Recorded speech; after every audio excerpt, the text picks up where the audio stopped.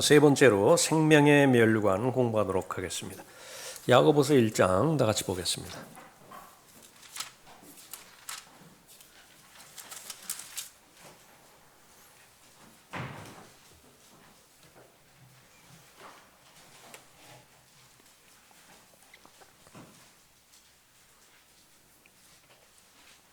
생명의 멸류관은 야고보서 1장 12절에 나와 있고 요한계시록 2장 10절에 나와 있는데, 야고보서 1장 12절에 나와 있는 생명의 멸류관, 그것이 어떤 문맥에서 결론에 이르게 되어지는지 2절부터 보도록 하죠.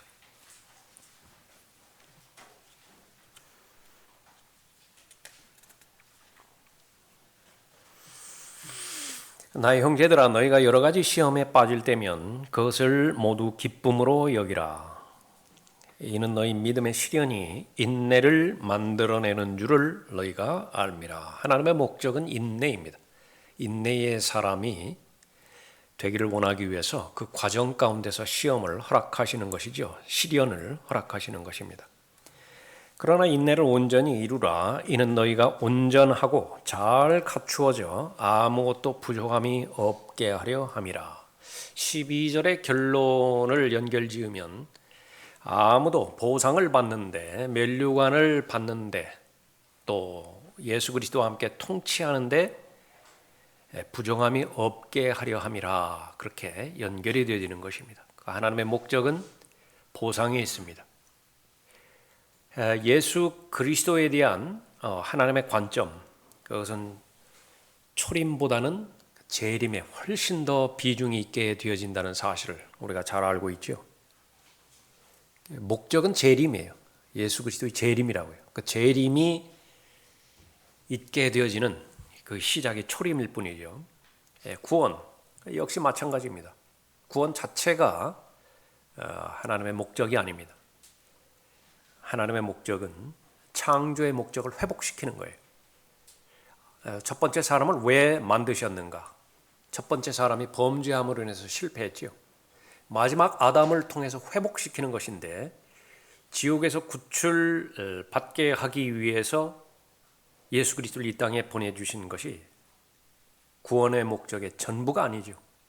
구원의 목적의 전부는 통치에 있습니다. 상속에 있고 또 보상에 있는 것이죠. 그것이 바로 온전하게 잘 갖추어져 부족함이 없게 하려는 것입니다. 이것이 하나님 아버지의 목적인데, 자녀가 그 하나님의 아버지의 목적에 도달하지를 못한다. 그 결과는 어떻게 되냐면 하나님의 질투를 불러일으킵니다. 하나님의 경건한 질투를 불러일으켜요. 아주 심한 병을 주실 것이라고요. 아주 가난하게 만들 것이라고요. 하는 일마다 안 되게 할 것이라고요. 기분이 안 좋을 것이라고요. 하나님의 말씀이 내 입에 달지 않게 만드실 것이라고요. 그 목적은 무엇이냐 그러면 하나님의 온전한 목적을 알라 그 말이죠. 그리스도인의 삶의 목적은 웰빙이 아니에요. 결코. 하나님께서는 하나님의 자녀가 하나님께 주신 복 가운데서 잘 주님과 동행하다가 사는 것뿐만이 아니라 잘 마무리를 지어야 돼요. 잘 마무리 짓는 것은, 주님 오시는 것이 좀 늦어진다고 한다면 well dying이에요. 잘 죽어야 된다고요. 잘 죽어야 돼요. 잘 죽어야 돼요. 그 죽음을 통해서 하나님을 영화롭게 드려야 되죠. 잘 죽는다라고 하는 것은 다가오는 세상을 잘 준비한다 그 말하고 똑같은 말입니다. 그리스도인의 삶의 본질, 이 생이 결코 아니에요. 이 생이 본질이라고 한다고 한다면 하나님께서는 시련을 허락하지 않으실 거예요. 박해를 절대로 허락하지 않으실 것입니다. 그래서 그러한 목적에서 온전하게 잘 갖추어져 아무것도 부족함이 없게 하려 하는 것이 하나님의 목적인데, 믿음이 있는 사람은 이 하나님의 목적에 동의하는 사람이에요. 아, 그렇구나. 그래서 이 생의 목적은 결코 행복한 삶이라든지 안정적인 삶이라든지 부족함이 없는 그런 삶이 아니라 그것은 결과일 뿐이고요. 이 삶의 목적은 거룩한 삶이구나. 성숙되어지는 삶이구나. 잘 갖추어지는 삶이구나. 그것을 동의될 때에 우리가 공부하고 있는 여러 가지 보상들, 면류관들, 그것은 나의 것이 되는 것입니다. 그러나 이 가치관이 잘못되어 버렸을 때, 애당초 잘못되어져 버렸을 때에 이 보상과 면류관에 해당되는 건 모두가 다 그리스도의 심판석 이후에 일어나는 일들이거든요. 그 다가오는 세상에서 일어나는 일들인데 하나도 맞지 않습니다. 하나도 안 맞아요. 오히려 정직하고 솔직한 마음은 그런 것들은 좀 미루신다 하더라도, 그런 것들은 나에게 주시지 않는다 하더라도 오늘 하루하루 살아가는 데 있어서 당장 이번 주에 해결되어질 그런 문제들, 그런 부분이나 하나님께서 해결해 주십시오. 먹을 것, 입을 것, 건강, 체력, 자녀 문제, 이런 것들이나 해결해 주신다라고 한다면 굳이 다가오는 세상에서 이렇게 면류관으로 보상해 주시지 않는다 하더라도 감사하겠습니다. 후천년주의 신학이에요. 무천년주의 신학이고 번영신학의 목적입니다. 잊지 말아야 될 것은요, 하나님께서는 하나님의 자녀가 건강하게 이 삶을 살기를 원하십니다. 또 거의 대부분의, 특히 믿는 것처럼 믿는 그리스도인, 성경대로 믿는 그리스도인은 건강하다고요. 여러분 실제로 건강과 체력에 문제가 있을 때 기도하시잖아요. 그럼 들어주시잖아요. 그게 여러분의 간증이라고요. 또 거의 대부분의 사람들은요, 재정적인 필요에 하나님께서 공급해 주세요. 그러니까 여러분의 물질이 필요하면 기도하시죠. 그러면 채워주시잖아요. 그러니까 그것은 여러분의 간증인 것입니다. 그것뿐이겠어요? 삶의 주변에서 일어나는 모든 부분들, 하나님의 원리와 하나님의 기준에 들어선다라고 한다면, 하나님의 원리에 맞기만 한다라고 한다면 그것이 대전제 조건이죠. 그러면 여러분은 well-being, 그것은 하나님께서 약속해 주시는 것이에요.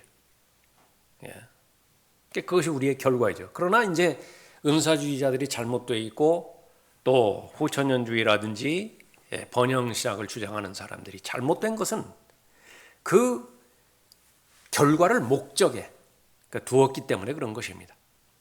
그래서 우선 우리의 순서는 거룩한 삶을 사는 거예요. 그러면 건강이, 물질적인 재정의 필요가, 또 모든 사람들과의 관계가 하나님의 뜻 가운데서 원만하게 잘 수행이 되어지는 것입니다. 혹 그렇지 못할 수도 있어요. 재정적인 문제가 여전히 풀리지 않을 수도 있고 또 건강의 문제가 여전히 풀리지 않을 수도 있습니다. 그러면 하나님께서는 그때는 그 사람에게만 주시는 특별한 은혜가 있는데, 물질이 해결되어지고 건강이 해결되어지는 그 은혜보다도 비교할 수 없는 더 큰 은혜를 그 사람에게 베풀어 주셔서 궁핍함에 처함에도 불구하고 만족하는 법을 배우게 해요.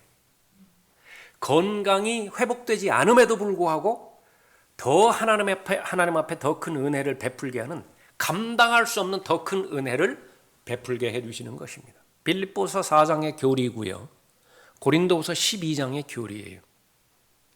그러면 하나님의 말씀에 더 가까이 가면 갈수록 사람들이 원하는 것은 무엇이냐 그러면 더 큰 은혜를 바라죠.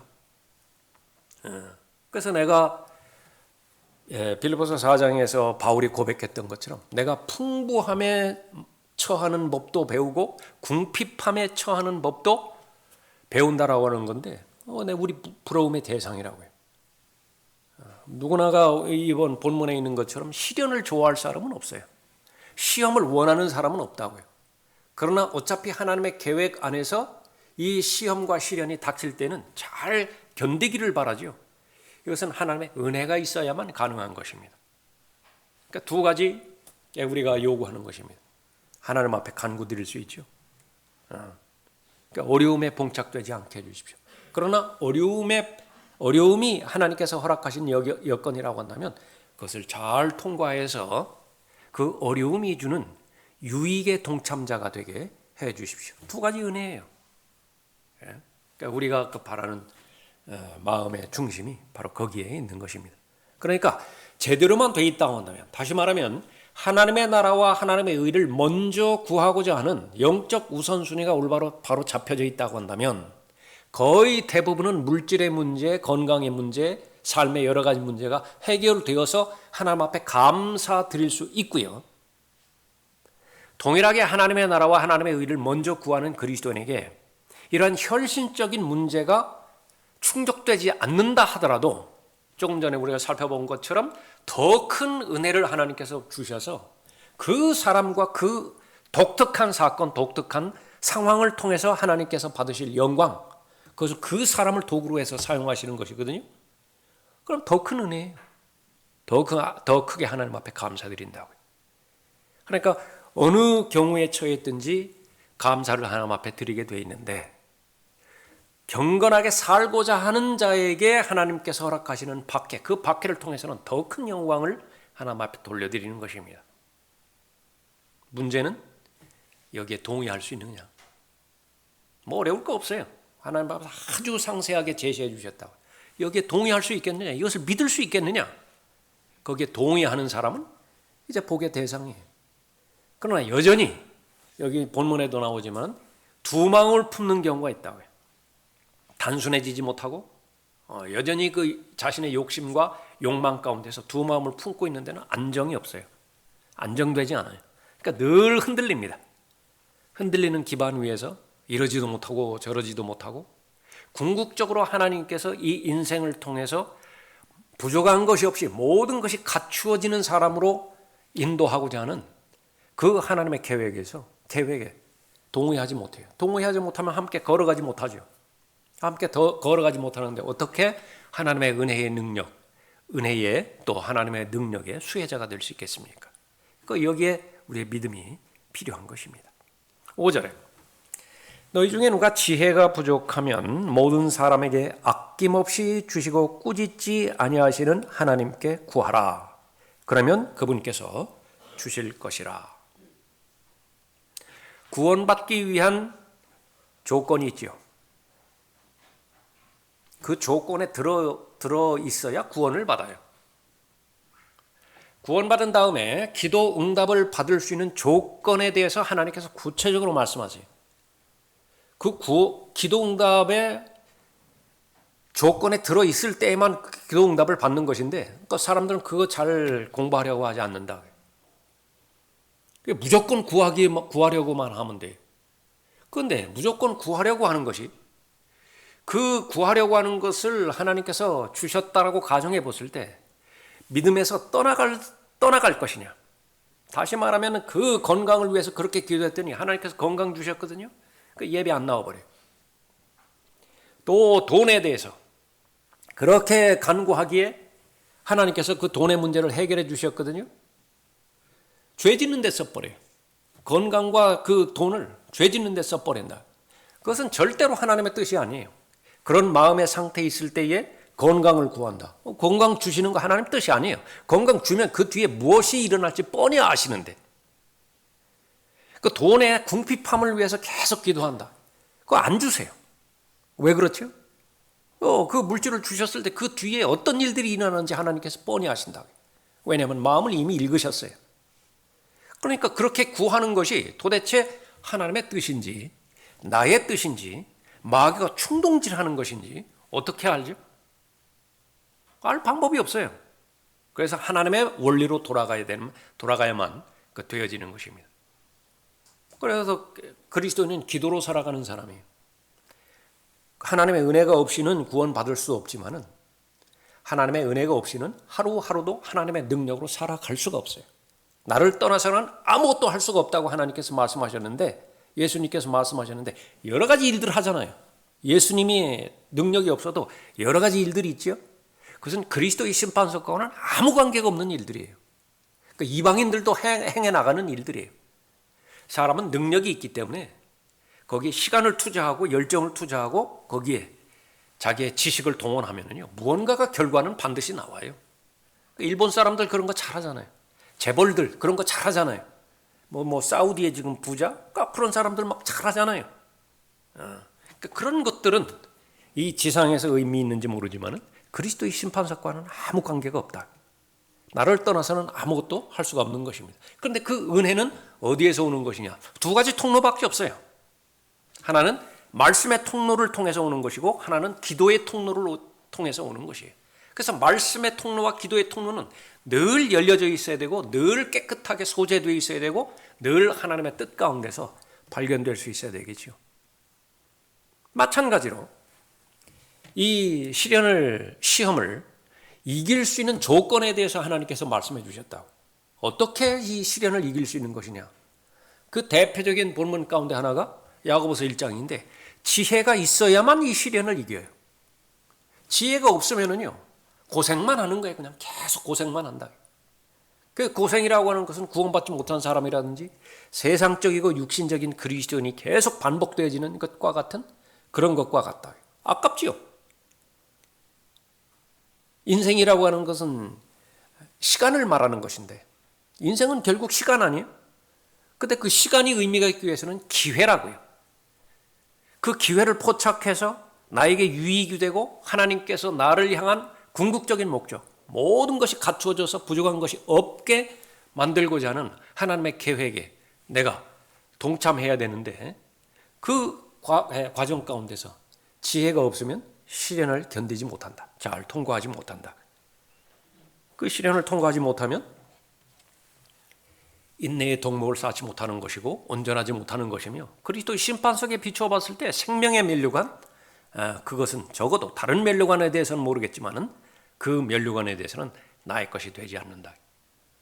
그래서 이 지혜를 구해야 되는데 지혜를 어떻게 구하는 것이냐? 지혜의 보고는 하나님의 말씀이죠. 그 하나님의 말씀 가운데 아주 다양한 구체적이고 상세한 원리들이 있는 것인데 지금 현재 나에게 닥친 이 시련에 적용되어지는 지혜는 어떤 것이냐? 그 지혜로 끌어와야 돼요. 생각나게 하실 것이고요. 성령 하나님께서 하나님의 말씀을 생각나게 하실 것이라고. 그 생각나게 하는 하나님의 말씀은 보편적 진리예요. 일반적 진리라고요. 그런데 내가 필요한 것은 구체적 진리지요. 그 사람과 계약을 해야 되는데 이 계약을 미뤄야 됩니까? 아니면 더 협상을 해야 되는 것입니까? 아니면 거절해야 됩니까? 그런 건 성경에 없다고요. 그런데 어쨌든 그런 말씀 가운데서 우리에게 주시는 말씀의 원리들이 있다고요. 그게 우선 내가 하나님과의 기도의 통로가 열려져 있어야 되고요.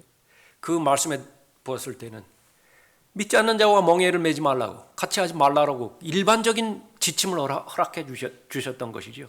그럼 그 부분에 비추어서 더 조심해야 되고 더 상세하게 연구해야 되겠죠. 그와 같은 것들이에요.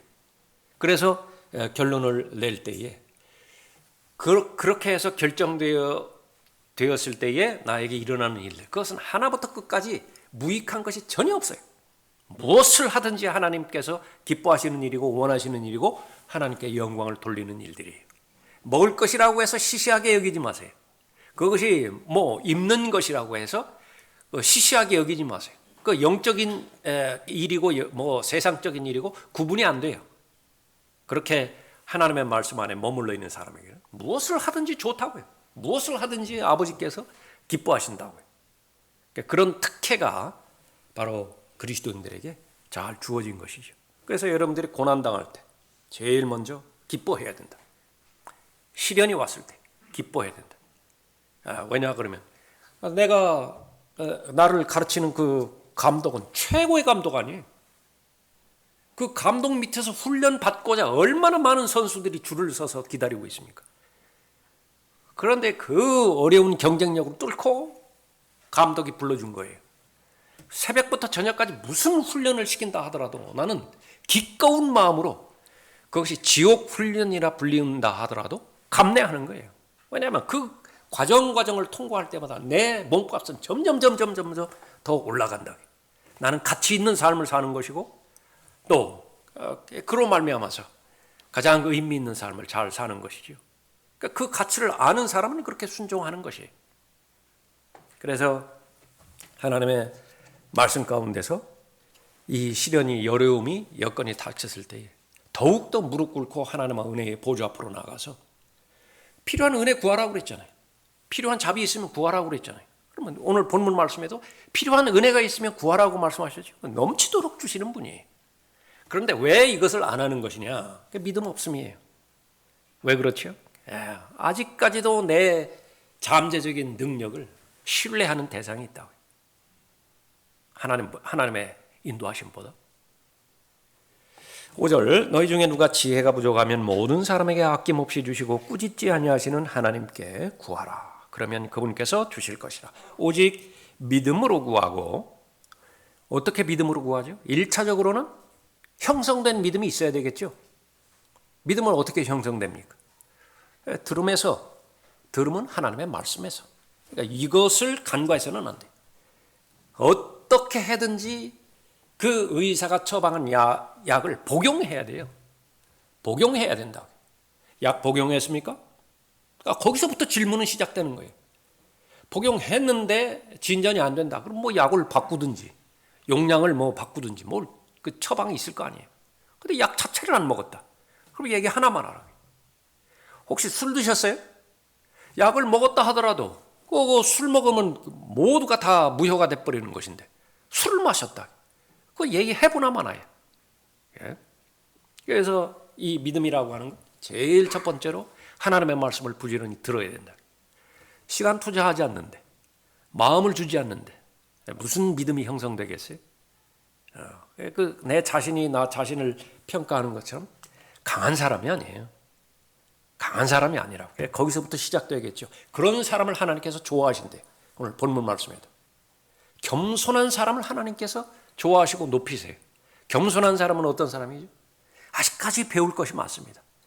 저는 안 됩니다. 심지어 하나님께서 좀 쓰시고자 할 때 아직까지는 부족합니다. 저는 좀 더 배워야 됩니다. 좀 더 하나님의 은혜가 있어야 되고 좀 더 하나님의 능력이 있어야 그렇게 됩니다. 겸손한 사람이에요. 항상 배우고자 하는 사람. 그런데 하나님께서 싫어하는 사람, 교만한 사람이죠. 마지못해서 하나님의 보좌 앞에 나오는 사람이에요. 안 나오면 찜찜하고. 왜 찜찜하죠? 보험 안 들면 찜찜하잖아요. 1년 12달 자동차 사고 한 번도 안 났다 하더라도 다음 해에 그러면 보험 안 들 수 있는 것이냐? 찜찜해서 든다고요. 보험 든다고. 이 시대의 라오디게아 시대의 특징, 하나는 보험이에요. 어쩔 수 없어서 그냥 불안하니까 마음이 찜찜하니까 예배 한번 참석해주고 그 다음에 또 하나님과 교제하는 그 부분들이 강조되니까 성경 읽어주고 그렇게 한다고요. 그러니까 절대로 그런 부분에서 형식적인 믿음에서 탈피해야 된다. 그래서 하나님께서는 산 믿음을 중요하게 여기시는 것입니다. 하나를 안다 하더라도 믿는 것처럼 믿어야 돼요. 그래야 두 번째 믿음의 지식을 주는 것이지. 무언가 모양새는 그렇게 하는데 막 창고에 가마니는 막 수십 가마 싸져 있는데 좀 먹어보려고 해서 이렇게 꾹 찔러서 보면 맨 쭉쟁이 이렇게 쭉쟁이. 알곡이 있어야 뭐를 씻어서 뜸을 들이든지 뭐를 하죠. 맨 쭉정이에요 그냥. 그건 바람에 날리는 그런 어떤 무게도 나가지 않는 그런 헛것이지요. 그렇게 돼서는 안 된다. 그것을 강요하는 것입니다. 6절에 오직 믿음으로 구하고 아무것도 의심하지 말라. 의심하는 자는 마치 바람에 밀려 요동하는 바다 물결과 같으니 그 사람은 주께로부터 어떤 것이든 받으리라 생각지 말라. 지금 나 건강한데요. 지금 돈에 궁핍함을 느끼지 못하는 것인데요. 그거 주께 받는 거 아니에요. 주께 받은 것 아니라 그 말이에요. 그러니까 주께 받은 것이 아닌데 주님께서 받으셨다라고 하나님의 이름을 먹칠하지 말라. 하나님께서 제일 기분 나빠하신 거예요. 하나님께서 주신 적이 없는데 하나님께서 이루셨다고 간증 아닌 간증으로 그렇게 한다. 하나님의 이름을 모독하는 것입니다. 그렇게 하지 말라는 거예요. 두 마음을 품은 사람은 그의 모든 길에 안정이 없느니라. 낮은 형제는 자기의 높여짐을 기뻐하고 부한 형제는 자기의 낮추어짐을 기뻐할지니 이는 그가 풀의 꽃처럼 시들어질 것이기 때문이라. 해는 타는 열기로 솟자마자 풀을 마르게 하므로 풀의 꽃이 떨어져서 그 모양의 아름다움이 사라지나니 부자도 그의 길이 이와 같이 쇠잔하리라. 무엇을 계속 말하고 있는 것이에요? 하나님의 관점에서 이 인생을 평가하라고 말해요. 하나님의 관점에서 인생을 평가하라. 시들어 없어져 버리는 풀이래요. 하나님께서 말씀하실 때. 그런데 영원 무궁토록 지속될 것처럼 그렇게 바라보지 말라고요. 예. 잠깐 있다가 없어지는 안개라고 말씀하셨잖아요. 언제 무어가 뜨면은 없어집니까? 해가 뜨면 안개는 사라져버려요. 의의 태양이신 참 빛이신 예수 그리스도께서 재림하시면 모든 것이 다 재편성되는 것입니다. 모든 평가가 이제 완전히 바뀌어져 버리는 거예요. 그러니까 그런 그 관점에서 이 세상을 바라보는 사람은 그 사람이 가난한 사람이든 부유한 사람이든 하나님의 관점에 일치되는 사람이기 때문에 하나님을 기쁘시게 해드리는 사람이라 그렇게 말합니다. 12절이죠. 시험을 견뎌내는 자는 복이 있도다. 이런 맥락에서 나온 결론이에요. 시험을 견뎌내는 자는 복이 있도다. 간단하게 정리하면 그렇죠. 그 시험은 마귀가 주는 시험도 있습니다. 악에 빠뜨리기 위해서, 죄를 짓게 하기 위해서. 그럼 하나님은 그런 동기에서 시험하시는 분이 결코 아닙니다. 어떤 동기에서 시험하시죠? 단단하게 하기 위해서, 연단시키기 위해서, 또 아무것도 부족함이 없이 잘 갖추어지게 하기 위해서 하는 것이죠. 세뇌와 공부, 공통점은 반복입니다. 세뇌도 계속 반복해서 들으면은요, 그것이 자신에게 영향력을 끼쳐요. 무엇이냐? 세상에서 들려주는 소식들이에요. 세상 소식을 계속 듣는다. 구원받지 않은 사람들의 말을 계속 듣는다. 거기에 갇혀져요. 그대로 안 하죠. 그러면 겁이 나서 못해요. 세상과 다르게 살 능력이 없습니다. 세상과 다르게 살 능력이 없는데 어떻게 거슬러 올라갈 능력이 있겠어요? 불가능하죠. 마귀가 주는 소리예요. 세상이 주는 소리, 육신이 주는 소리라고. 거기에 계속 귀 열어주고 귀를 내주고 그러면 그렇게 돼버리는 거예요. 공부 계속 무한한 반복이죠. 성경은요, 다른 데서는 어떠한 교육 방식을 말한다 하더라도 주입식 교육이에요. 거의 대부분은 주입식 교육이에요. 세상에서는 그거 거부해버리죠. 무슨 창조적인 능력을 배양한다든지, 그래서 막 자유롭게 막 자기 의견 개진하게 하고 토론하게 하고. 그래서 요즘 보는 그 성경 공부도 토론식 공부가 또 유행인가 보라. 창세기 1장부터 6장까지 공부하는데 마음껏 자기 의견들 개진하고 거기에서 또 그 다른 결론으로 몰아가고. 그리고 인문학 책 가져다가 그런 거 하고요. 성경에는 그런 시간 낭비하지 마세요. 성경은 철저하게 하나부터 끝까지 주입식 교육이에요. 왜냐하면 그것만이 진리이기 때문에. 그런데 그 말을 들으면 자꾸 또 잊어버리죠. 망각한다고요. 그러니까 잊지 말라고 계속 반복적으로 말씀하신다고요. 성경의 모든 부분들이 그러하지만은 생각나게 할 것이라, 기억나게 할 것이라. 바울도 그런 말을 반복적으로 쓰고, 또 베드로도 그런 말을 반복적으로 쓰죠. 구약도 마찬가지예요. 신명기 두 번째 계명이에요. 두 번째. 첫 번째, 모세가 첫 번째 계명을 주었는데 이제는 약속의 땅 들어가기 전에 그 먼저 받은 약속의 말씀을 재확인해야 돼요. 그래야 말씀대로 살아갈 수 있어요. 신명기에 보면 계속 기억하라. 반복적이죠. 하나님의 말씀을 듣고 계속해서 하나님의 말씀을 기억하고, 그렇게 해서 믿음이 형성되게 하는 것입니다. 그 가운데서 이제 시련이 닥쳤을 때에 바로 지혜를 간구해서 이 시련이 나에게 유익이 되어야 되고, 이 시련이 나를 견고하게 만들어서 그리스도의 충만하심에 장성한 분량에까지 더 한층 다다르게 그렇게 해야 되겠죠. 그렇게 되어지면 이제 시험을 잘 견디는 것입니다. 그럴 힘이 있는 것이죠. 12절 다시 보십시오. 시험을 견뎌내는 자는 복이 있도다. 이는 그가 시련을 거친 후에 주께서 자기를 사랑하는 자들에게 약속하신 생명의 면류관을 받을 것이기 때문이라. 하나님께서는 하나님을 사랑하는 자를 기뻐하십니다. 누가 하나님을 사랑하죠? 예수 그리스도 영접하는 사람이에요.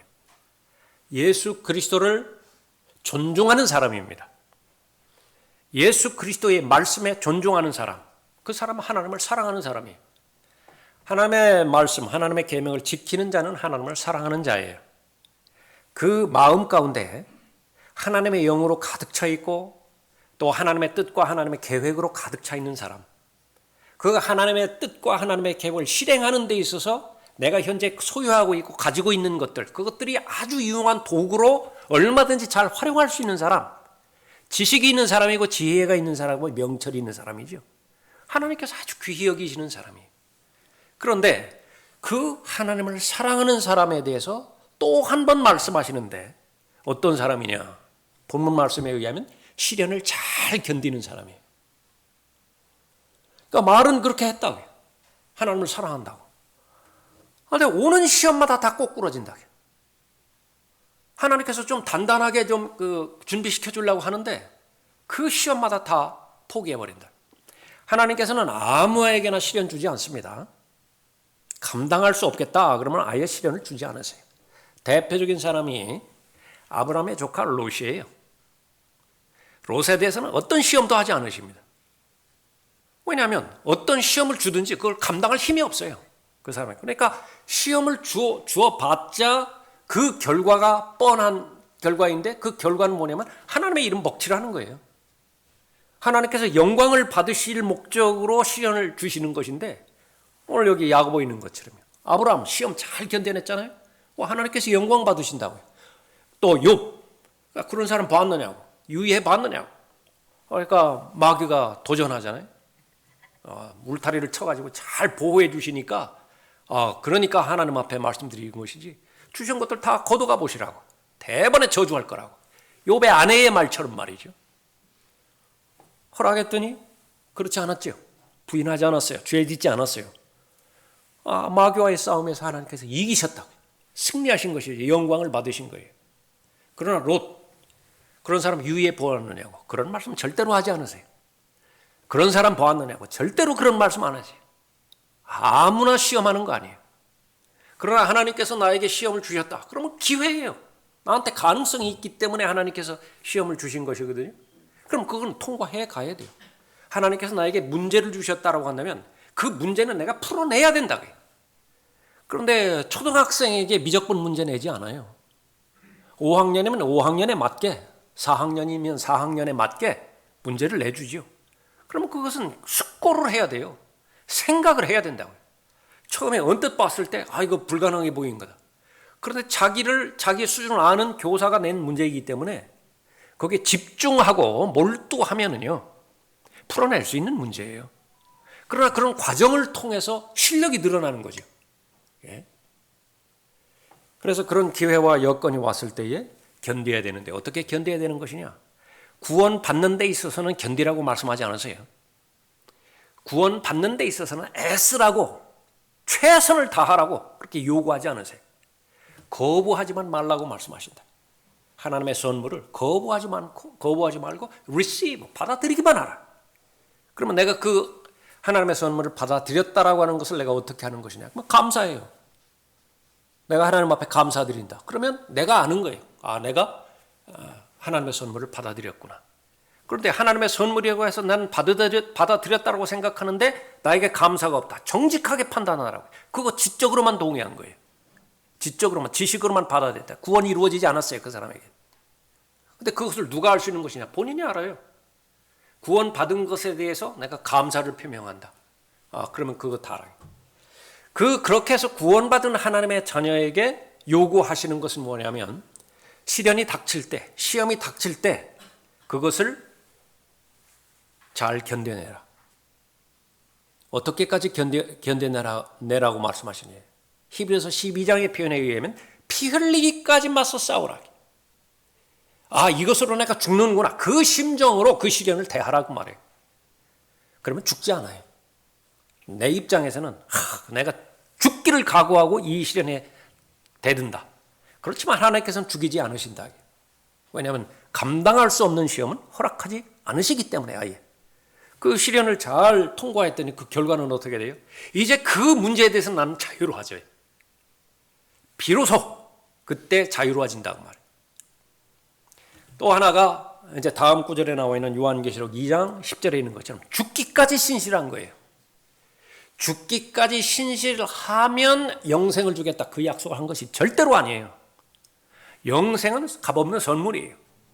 그러나 그 선물을 내가 받아들이고 구원받은 이후에 생명의 멸류관을 받기 위해서는 죽기까지 신실하라 하나님께서 요구하시죠. 그렇게 할 수 있어요. 왜? 구원받았기 때문에. 내 안에 성령께서 계시고 내 안에 하나님의 은혜의 능력으로 나를 인도하시기 때문에 죽기까지 신실할 수 있고 그 결과 하나님께서 보장해 주시는 생명의 멸류관을 받을 수 있다. 나는 하나님을 사랑하는 사람인가? 모두가 다 동의하죠. 동의하지 못할 사람 없어요. 그렇다고 한다면 그것을 스스로 입증할 수 있는 것이냐? prove, 증명해야 돼요. 내 안에 믿음이 있느냐? 고린도서 13장 5절에서 물어보잖아요. 그건 내 책임이에요. 내가 입증을 해야 된다. 내가 믿음이 있다라고 하는 사실을. 그럼 오늘 본문 말씀에 의하면 하나님을 사랑하는 사람이 누구냐? 시련을 견디는 사람이라고 또 한 영역에서 말씀하는 것이. 그래서 다시 한번 우리가 하나님의 말씀을 봤을 때 별거 아닌 것에 계속해서 쉽게 포기하는 사람, 하나님께서 안 좋아하세요. 하나님의 자녀이지만은 안 좋아하신다. 하나님께서 받으실 영광이 없어요. 그러나 아주 애쓴다. 자신의 육신을 쳐서 복종시키고 썩지 않을 멸류관에서 우리가 살펴봤던 것처럼 그럴 때마다 계속 반복되어지니까 나는 불가항력이죠. 위를 바라본다고요. 도움을 요청하고 그러면 하나님께서 도움을 들으셨으니까 거기에 필요한 은혜를 주신다고. 거기에 필요한 자비를 주신다고요. 무슨 형태로? 지혜의 형태로. 지혜의 형태로. 그러니까 우리가 말할 수 없는 탄식으로 하나님 앞에 간구하는데 성령 하나님께서 중보하셔서 결국은 하나님의 뜻을 우리에게 계시해 주시는 것이죠. 그러니까 지금까지는 어려움에 처했을 때 무조건 그 사실을 놓고 하나님께서 도와주시라고, 이 부분 해결해 주시라고 그렇게 기도하셨다라고 한다면 그것만으로도 잘하신 거예요. 왜냐하면 기도조차 안 하니까 그냥 꾹꾹 자신이 그냥 억눌러서 그냥 해결해 보려고 하는 것이니까 하나님 믿지도 않는 거예요. 그런 상태에서 하나님 앞에 도움을 요청한다라고 하는 자체가 잘 하시는 거예요. 그러나 더 한층 나가서 필요한 지혜를 주십시오. 이 어려움을 극복하기 위해서, 고난과 연단을 극복하기 위해서 저는 지혜가 필요합니다.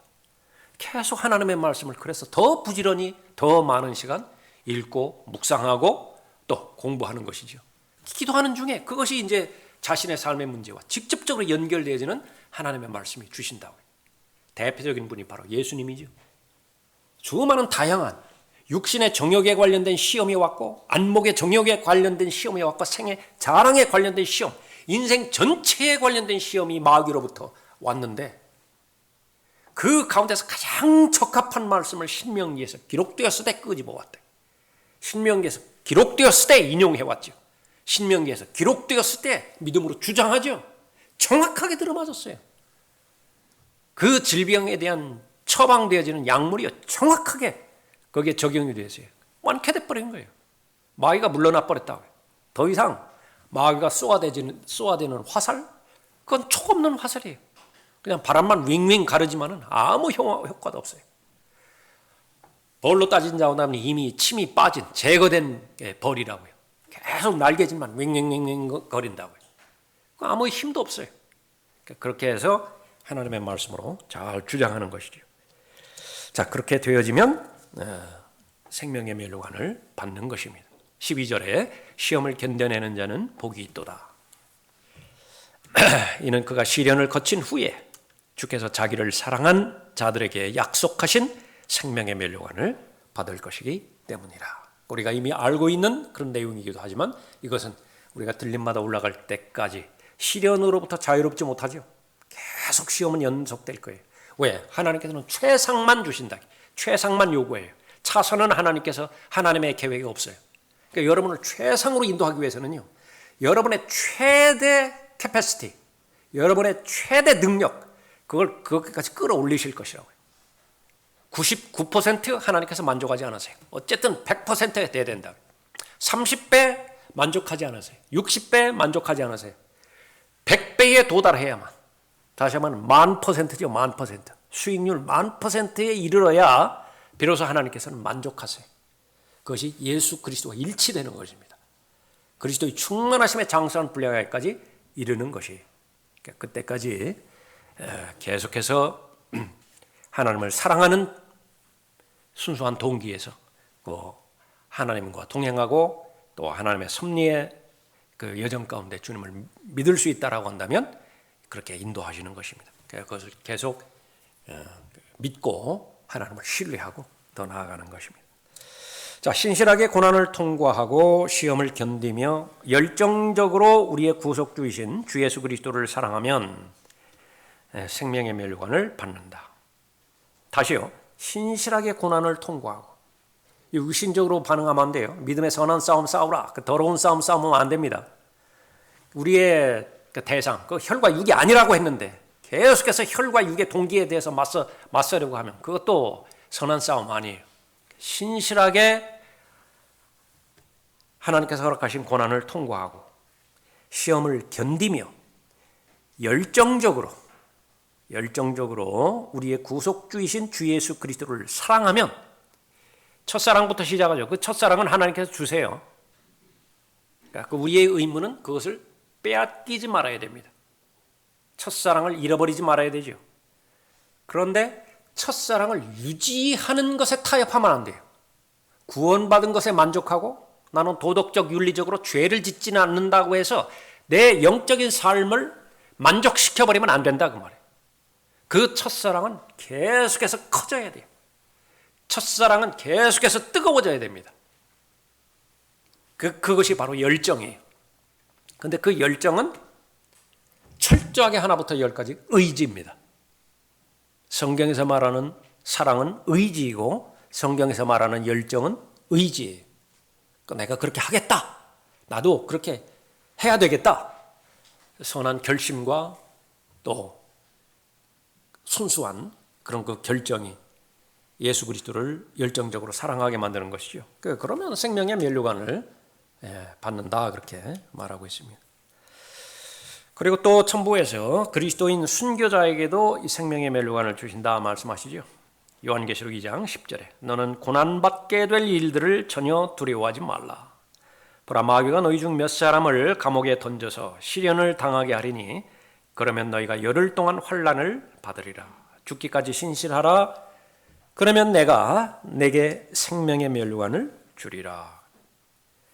그래서 여기 본문에서 말씀하시는 그대로 생명의 면류관, 이것은 미래에 구원받게 될 사람들에게 약속한 것이 결코 아니다. 이미 구원을 받았고 구원받은 사람이 죽기까지 신실하면 그리스도의 심판석에서 그 보상으로서 생명의 면류관을 주실 것이다 말하고 있습니다. 요한계시록 2장 10절이 기록되어지는 이 부분은 지상에서 대환란이 벌어지죠. 동시에 그 시간에 공중에서 하늘에서 그리스도의 심판석이 열리게 되는 것입니다. 그것을 말하는 것이죠. 고린도전서 10장 13절 보죠. 사람에게 흔히 닥치는 시험 외에는 너희가 당한 것이 없나니 하나님께서는 신실하셔서 너희가 감당할 수 있는 것 이상으로 시험을 당하지 않게 하시고 시험을 당하면 피할 길도 마련하셔서 너희로 능히 감당케 하시느니라. 잘 알고 계시는 하나님의 약속의 말씀인데 어떻게 시험을 견딜 수 있고 통과할 수 있고 극복할 수 있는 것이냐? 귀한 약속의 말씀 가운데 하나죠. 여기에 아울러서 우리가 면류관에 대한 말씀을 공부하고 있으니까 이 고린도전서 10장 13절 말씀, 이 부분이 바로 생명의 면류관과 직접적으로 연결되어지는 말씀이구나라까지 확장하세요. 그렇게 해서 지금 현재 나에게 유혹으로 다가오고 시험을 다가오는데 시험에 들지 않도록 하나님 앞에 기도하라고 말씀하셨죠. 예수님께서 여러분에게 아주 취약한 단 한 가지, 최소한 한 가지 이상의 유약한 부분이 있는데 그것은 적극적으로 여러분이 공격적인 그 형태를 통해서 방어해야 됩니다. 먼저 기도하는 거예요. 하루가 시작될 때 오늘 하루 내가 취약한 그 부분에 있어서 하나님께서 먼저 방어해 주십시오. 예상치 못한 수많은 불붙은 화살이 나한테 다가올 텐데 그것을 믿음의 방패로 잘 방어할 수 있도록 인도해 주십시오. 그러면 그 기도가 진실성이 있다라고 한다면 깨어 있는 거예요. 최소한 오늘 하루는 깨어 있다고요. 그래서 어떤 사람이 무슨 말을 하고 어떤 상황 가운데 내가 처해지고 그러면 그 성령께서 일깨워 주시는 거예요. 그 상황이라고 말씀을 생각나게 하고 성령의 도우심을 인식하게 하는 것이죠. 그러면 고린도전서 10장 13절 말씀이 효력을 발생해서 여러분의 마음 가운데서 일을 행하게 하는 것입니다. 실제로 여러분이 의식하건 의식하지 않건간요, 이 고린도전서 10장 13절의 말씀이요, 무수히 여러분의 마음에서 역사하셨다고요. 그래서 죄에 대해서 거부해 보셨고 유혹에 대해서 거절해 버렸고, 요셉이 보디발의 아내의 유혹에서 그렇게 거절했던 것처럼 또 마귀에 대해서 피하라고 하는 부분에서는 피했고, 맞서 싸우라고 하는 부분에 있어서는 맞서 싸우고, 도망가라라고 하는 부분에 있어서는 도망갔고, 그렇게 해서 오늘 이 시간에까지 이렇게 된 것입니다. 자, 오늘은 여기까지 하겠습니다.